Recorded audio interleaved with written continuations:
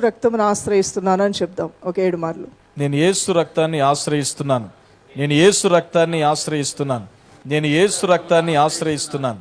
నేను యేసు రక్తాన్ని ఆశ్రయిస్తున్నాను. నేను యేసు రక్తాన్ని ఆశ్రయిస్తున్నాను. నేను యేసు రక్తాన్ని ఆశ్రయిస్తున్నాను.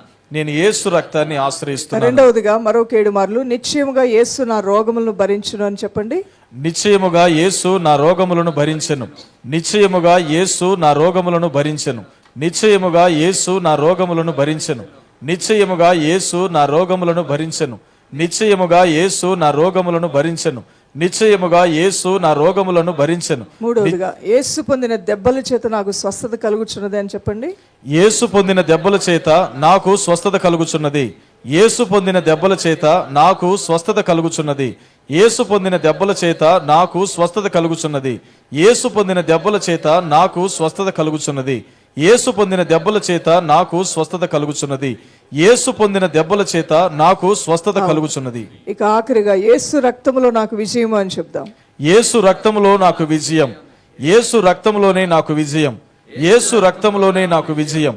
యేసు రక్తములోనే నాకు విజయం. యేసు రక్తములోనే నాకు విజయం. యేసు రక్తములోనే నాకు విజయం. యేసు రక్తములోనే నాకు విజయం. దేవుని స్తోత్రం.